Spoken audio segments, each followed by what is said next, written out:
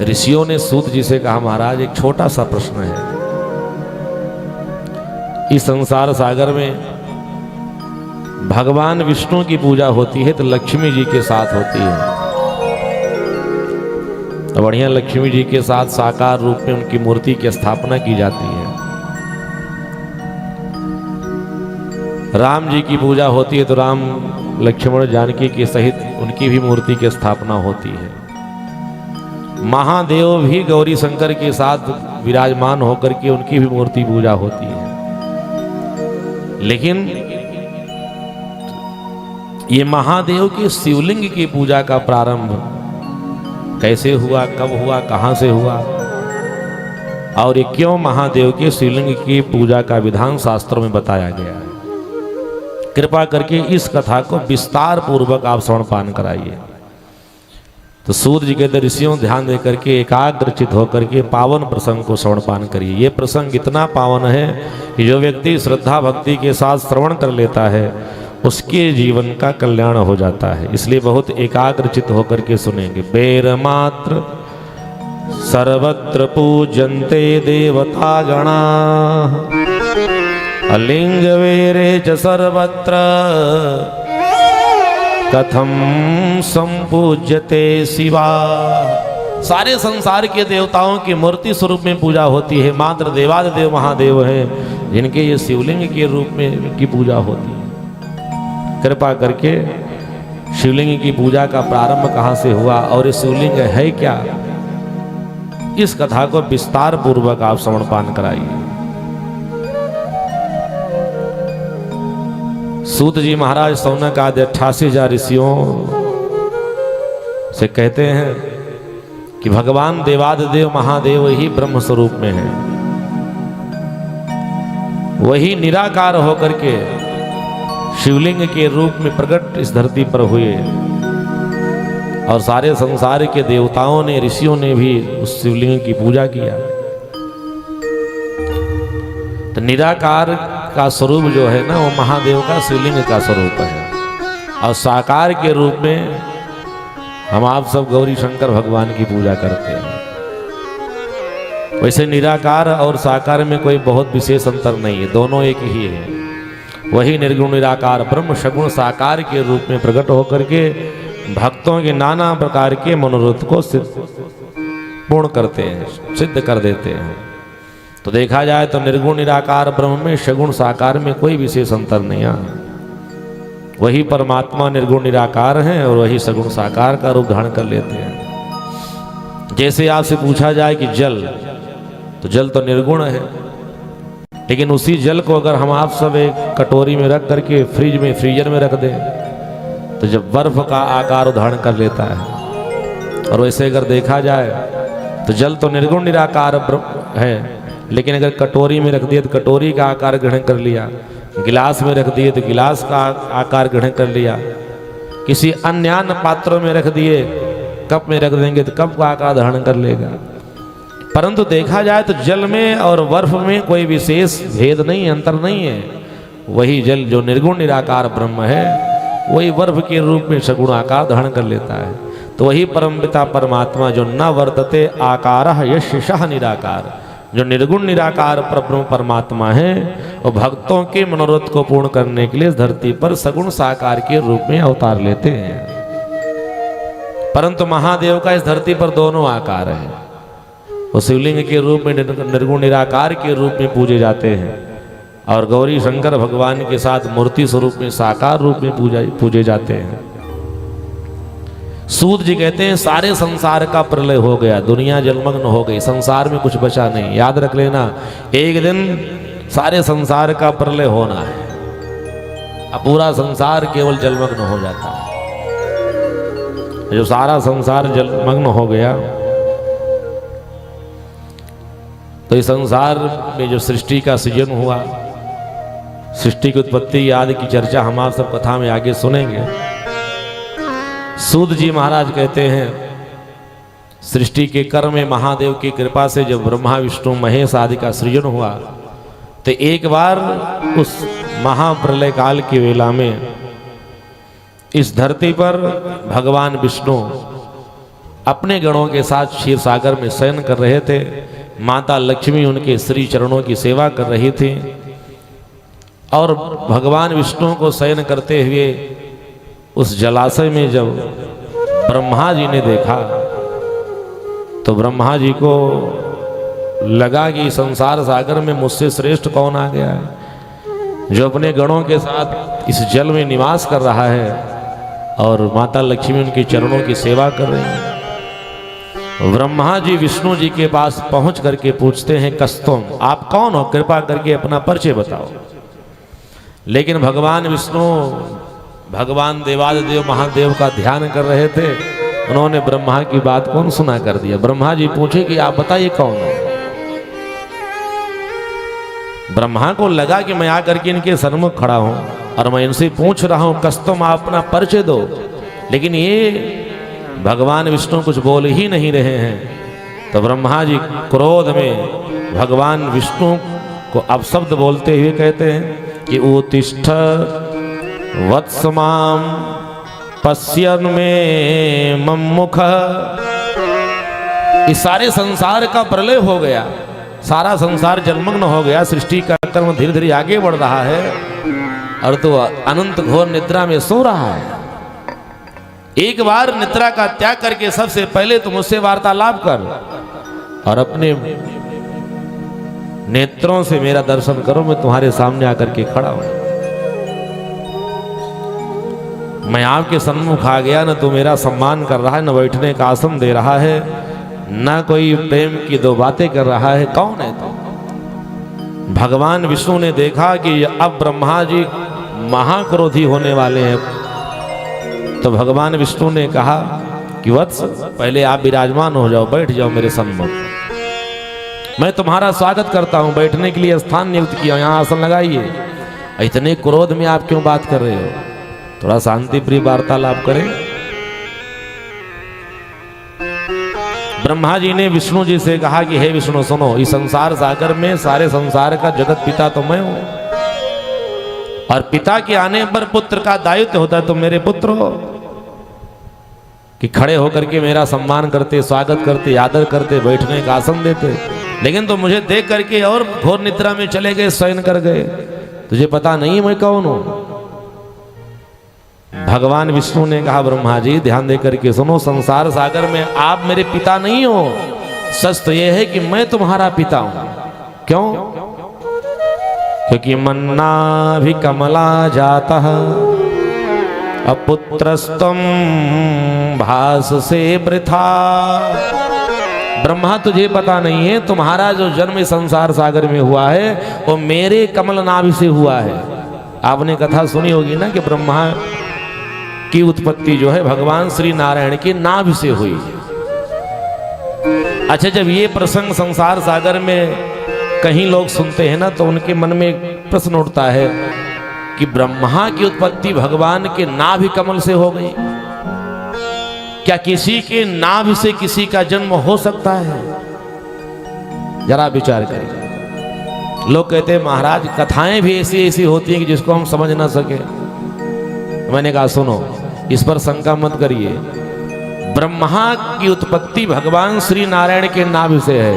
80 महापुराण का श्लोक है, स्वयं भगवान विष्णु ब्रह्मा जी से कहते हैं कि मन्ना भी कमला जाता अपुत्रस्तम भास से वृथा।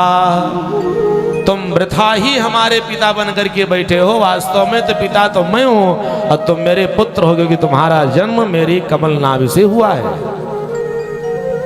अच्छा, सच तो यह है ना कि केवल ब्रह्मा जी का जन्म भगवान श्री विष्णु के नाभि से नहीं, अभी तो देखा जाए संसार सागर में जितने मनुष्य हैं यारी, हमारा आपका सबका जो जन्म हुआ है वो माँ की नाभि से ही हुआ है। बोले भक्तवत्सल भगवान की जय। ये मत मानिए कि केवल ब्रह्मा जी भगवान विष्णु के नाभि से जन्म ले लिए। इस धरती पर जितने मनुष्य इस धरती पर आज तक प्रकट हुए हैं या प्रकट हो रहे हैं, सबका जन्म माँ की नाभि से ही होता है। इसीलिए आदि काल में, आज के 10, 20, 30, 40 वर्ष पहले कि जो माताएं यहाँ बैठी होंगी उनको भली भांत पता है, जब इतने डॉक्टर, इतने मेडिसिन, इतनी व्यवस्था नहीं थी। आज के 40-50 वर्ष पहले तो जब किसी माँ की कोई संतान का जन्म होता था ना, तो जन्म लेने वाली संतान की जो नाभि थी ना, वो माँ के नाभि से जुड़ी हुई होती थी। हमारे यहाँ एक छोटा सा कार्यक्रम होता था नाल छेदन का। क्षेत्र में समाज में कोई एक दो महिलाएं नियुक्त होती थी जिनको बुला करके नाल कटवाया जाता था। पहले गांव में मोहल्ले में ऐसी व्यवस्था बनी थी, लेकिन अब तो गांव में मोहल्ले में किसी का जन्म होता नहीं, सब बड़े बड़े हॉस्पिटल में जन्म सबका हो रहा है। तो हॉस्पिटल में जन्म होता है और नाभि और नाल कब काट दी जाती है डॉक्टरों के द्वारा कुछ पता चलता नहीं, इसलिए तो लोग समझ नहीं पाते। परंतु जन्म लेने वाले बालक की नाभि माँ के नाभि से स्पर्श हुई होती है, इसीलिए नाल छेदन का कार्यक्रम होता था। और ये बात सिद्ध है कि हमारा आपका सबका जन्म इसीलिए माँ की नाभि से हुआ है। इस पर आश्चर्य नहीं करना। तो भगवान विष्णु के नाभि से अगर ब्रह्मा जी का जन्म इस धरती पर हो गया तब आश्चर्य मत करिए। क्यों? क्योंकि भगवान विष्णु के बारे में ऐसे चर्चा आती है ना कि भगवान विष्णु को संसार सागर में कहा जाता है कि त्वमेव माता अच पिता त्वमेव। भगवान विष्णु को सारे संसार का माँ कहा गया, सारे संसार के पिता की उपाधि दी गई है, और सारे संसार के पिता हैं, सारे संसार की माँ है। और मुझे तो ये लगता है ना कि पिता से पहले माँ है। क्यों? क्योंकि ये श्लोक इसीलिए त्वमेव माता से प्रारंभ होता है। अगर भगवान पिता पहले होते माँ बाद में, तो श्लोक त्वमेव पिता से शुरू होता। प्रारंभ कहाँ से है? त्वमेव माता च पिता त्वमेव त्वमेव बंधुश्च सखा त्वमेव। तो भगवान विष्णु सारे संसार के पिता भी हैं, पिता से पहले माँ है। अच्छा, इस बात को और भली भांति समझना है ना, तो भागवत का छोटा सा प्रसंग 2 मिनट का सुनेंगे, अच्छी तरह से आप सबको पता चल जाएगा कि हमारा आपका सबका जन्म माँ की नाभ से हुआ, और भगवान विष्णु हमारे आपके पिता हैं, भगवान विष्णु हमारे आपकी माँ हैं। क्योंकि भगवान विष्णु को भगवान शिव ने भी कथा में सुनेंगे, शिव की ही आज्ञा से भगवान विष्णु सारे जगत का पालन करते हैं, ब्रह्मा जी सृजन करते हैं, महादेव सारे संसार का संहार करते हैं। ये शक्ति सबको शिव पुराण के अनुसार महादेव से ही प्राप्त हुई है।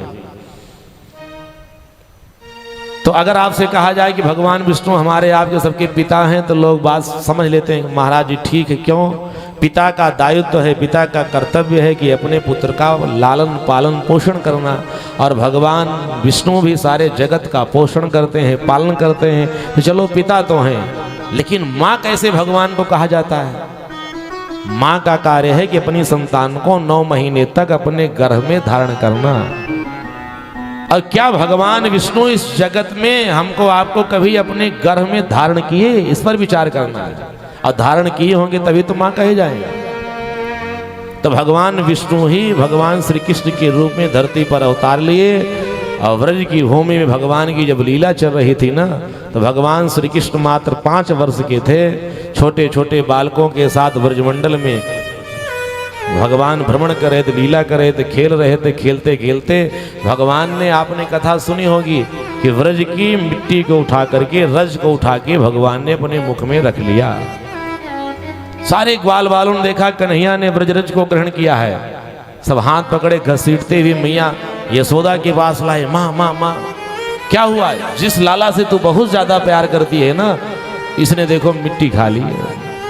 मैया ने कन्हैया के कान को पकड़ के टाइट के बोल, क्या तूने मिट्टी खाई? भगवान ने कहा सच बोलो। माँ ने कहा सच बोलना। तो भगवान ने अपनी वाणी से कहा नाहम भक्षितवान यम्बा सर्वे मिथ्याभिशंसिनः। जितने लोग हैं ना ये सब मिथ्या बोल रहे, झूठ बोल रहे हैं, मैंने कोई मिट्टी नहीं खाई। अरे ये ग्वाल बाल असत्य बोल रहे हैं। ये क्या तुम्हारा जो बड़ा भाई है ये बलराम, ये भी असत्य बोल रहा है? भगवान ने कहा हाँ माँ, ये सब असत्य भाषण कर रहे हैं, सब मिथ्या प्रलाप कर रहे हैं, मैंने कोई मिट्टी नहीं खाई है। मैया यशोदा ने कहा कुछ न कुछ तो किया है ना। अच्छा जो किया है वही बता दो। भगवान ने कहा सच बताऊं? हाँ बोलिए। भगवान ने कहा माँ मैंने मिट्टी खाई नहीं है। तो किए क्या हो? भगवान श्री कृष्ण ने कहा, माँ मैंने मिट्टी खाई नहीं है बल्कि मैंने मिट्टी खिलाई है। किसको? कहा मेरे उदर में रहने वाले संसार के जितने जीव हैं मैंने उनको मिट्टी खिलाई है। बोले भक्तवत्सल भगवान की जय। तो किसको मिट्टी खिलाए हो? भगवान ने कहा दिखाऊं? मैया ने कहा दिखाओ। कथा आपने सुना होगा, भगवान ने अपने मुखारविंद को खोल दिया और माँ की दृष्टि जब भगवान श्री कृष्ण के मुखारविंद में पड़ी तो पूरा ब्रह्मांड, भूर लोग, भुवः लोग, स्वः लोग, जनः लोग, तपः लोग, सत्य लोग, वैकुंठ भगवान के उदर में। और यही नहीं, अतल वितल सुतल तलातल रसातल महातल पाताल भगवान के उदर में, और ये व्रज भूमि भी भगवान के उदर में, ये व्रजवासी भगवान के उदर में, मैया यशोदा भगवान के उदर में, ब्रह्मा विष्णु महेश जितने देवता हैं, इंद्राज 10 दिक्पाल, ये सब भगवान के उदर में दिख रहे हैं। अच्छा जरा आप विचार करिए, जब पूरा त्रैलोक्य ही भगवान के उदर में है, इसी त्रैलोक्य में तो हम आप भी तो हैं। तो देखा जाए तो हम आप भी भगवान के उदर में हैं। बोले भक्तवत्सल भगवान की जय। और जो भगवान के उदर में है, संसार के जितने जीव हैं सबके भगवान माँ हो गए, क्योंकि उदर में केवल माँ ही अपनी संतान को रखती है। संसार की ये माताएं अपने उदर में अपनी संतान को मात्र 9 महीने धारण करती हैं। और जगत नियंता जगताधार कर्तुम अन्यथा कर्तुम परमात्मा आदि काल से अनंत काल से हमको आपको सबको उदर में अपने धारण किया है, इसीलिए भगवान को माँ कहा जाता है। और जब भगवान माँ है तो सारी माताओं की नाभ से सारे संसार के बालकों का जन्म हुआ। तो भगवान विष्णु के नाभ से कि मन्ना भी कमला जाता पुत्रस्तम भास से वृथा, तुमने मुझे पुत्र कह करके असत्य भाषण किया है। वास्तव में हे ब्रह्मा, तुम्हारा जन्म मेरी नाम से हुआ है, तो तुम मेरे पुत्र हो और मैं तुम्हारा पिता हूँ। अब ब्रह्मा जी कहते कि मैं तुम्हारा पिता, भगवान विष्णु कहते कि मैं तुम्हारा पिता। दोनों मैं करके आपस में युद्ध करना प्रारंभ कर दिए, और ऐसा युद्ध घनघोर युद्ध प्रारंभ होता है कि त्रैलोक्य आज सज्जनों का कंपायमान हो गया। सारे संसार के देवी देवता त्राहिमाम त्राहिमाम त्राहिमाम त्राहिमाम करते हुए कैलाश पर्वत पर महादेव के सन्मुख जाकर के प्रकट हो गए कि इति देवा भयं कृत्वा विचिन्त्वा शिवक्षयं जगमु कैलास शिखर यत्रास्थे चंद्रशेखरा।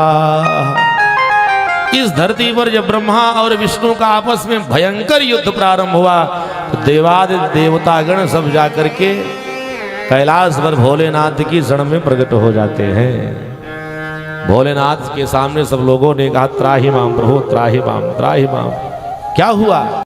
ब्रह्मा और विष्णु ये दोनों देवता आपस में श्रेष्ठता के कारण कि मैं श्रेष्ठ हूँ, ब्रह्मा जी कहते, विष्णु कहते मैं श्रेष्ठ हूँ, मैं तुम्हारा पिता, वो कहते मैं तुम्हारा पिता, इस बात को लेकर के युद्ध कर रहे हैं। और ऐसा भयानक युद्ध चल रहा है कि उस युद्ध में कहीं ना कहीं पूरे संसार का प्रलय समाया हुआ है।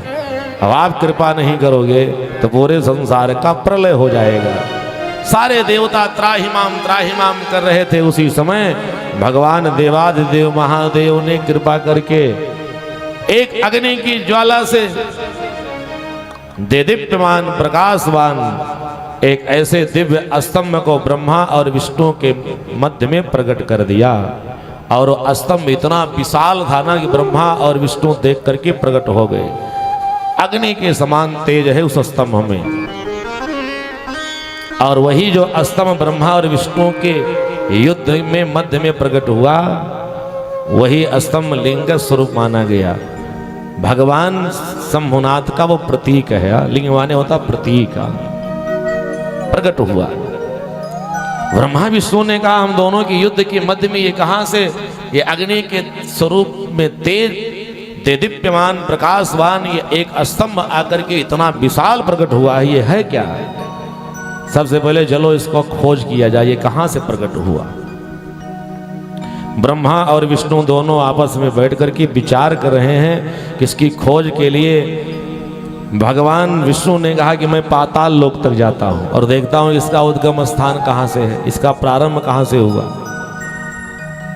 और ब्रह्मा जी ने कहा ठीक है, मैं ऊपर का भाग पकड़ करके और स्वर्ग तक जाता हूं, देखता हूं कहां से यह स्तंभ प्रकट हुआ बीच में।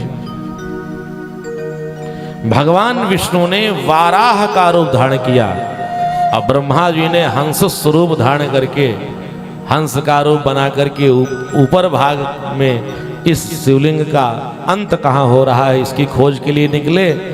ये स्तंभ का अंत कहाँ है और इसका उद्गम स्थान का, इसको खोज करने के लिए भगवान विष्णु नीचे जाते रहे। सूत जी कहते ऋषियों 1000 वर्ष तक भगवान विष्णु वाराह स्वरूप धारण करके भू अतल वितल सुतल तलातल रसातल महातल पाताल तक गए। 1000 वर्ष भगवान विष्णु को लगा, लेकिन ये नहीं पता लगा पाए कि यह स्तंभ का उद्गम स्थान कहाँ से है। 1000 वर्ष के बाद विष्णु जी जब खोज नहीं पाए तो आकर के मध्य में प्रकट हुए। इधर ब्रह्मा जी भी हजारों वर्ष तक ऊपर के भाग को खोजते खोजते खोजते खोजते गए। हजारों वर्ष लग गया, लेकिन ब्रह्मा जी को भी नहीं पता चला कि इसका अंत कहाँ हो रहा है। तो ब्रह्मा जी सोचे कहीं ऐसा न हो कि विष्णु जी पाताल लोक तक गए हैं तो उद्गम स्थान खोज लिए और मैं न खोज पाऊँ। जो नहीं खोज पाएगा छोटा हो जाएगा, जो खोज लेगा वो बड़ा कहा जाएगा, पिता कहा जाएगा। तो ब्रह्मा जी सोचे कुछ असत्य का सहारा लिया जाए। तो ऊपर जब दृष्टि पड़ी तो उस महान स्तंभ पर जो दिव्य वो शिवलिंग का स्तंभ प्रकट हुआ दोनों के मध्य में, उसी शिवलिंग के स्तंभ से एक सुंदर पुष्प गिरता हुआ चला आ रहा था और वो पुष्प केतकी का पुष्प था। ब्रह्मा जी के पास जब पहुंचा तो ब्रह्मा जी ने कहा अरे कहाँ से आ रहे हो? कहा इस स्तंभ के ऊपर से आ रहा हूँ। इसका ये अंत कहाँ है? केतकी के पुष्प ने कहा मुझे इसका अंत नहीं पता है।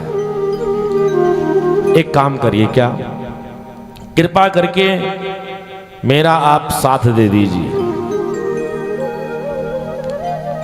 और मैं चल करके भगवान विष्णु को ये बताऊंगा कि मैंने इस शिवलिंग का, इस स्तंभ का अंत ढूंढ लिया है। तो आप साक्षी बन जाना कि हम उसके साक्षी हैं। हमारी ही दृष्टि में ब्रह्मा जी इस शिवलिंग के ऊपर भाग तक पहुंच गए थे।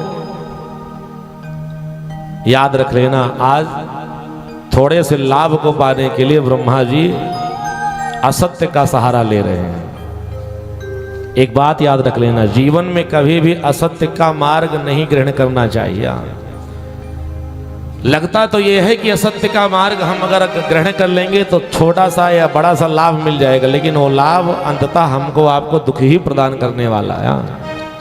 कल मैं आपसे चर्चा कर रहा था ना, और वो भी अगर हम महादेव की आराधना उपासना कर रहे हो तो एक संकल्प अवश्य लेके जाना चाहिए कि जीवन में कभी असत्य का भाषण नहीं करेंगे, असत्य के मार्ग पर नहीं चलेंगे और असत्य का अनुगमन नहीं करेंगे। और जीवन में जो भी हमारे आप जीवन का लक्ष्य है वो केवल सत्य के मार्ग पर ही चलने का होना चाहिए, क्योंकि सत्य कोई और नहीं, सत्य साक्षात परमात्मा का स्वरूप है। कल जो लोग कथा सुनने के लिए आए थे उनको बताया गया कि सत्य ही शिव है और शिव ही सुंदर है, इसीलिए जगह जगह लिखा रहता सत्यम शिवम सुंदरम।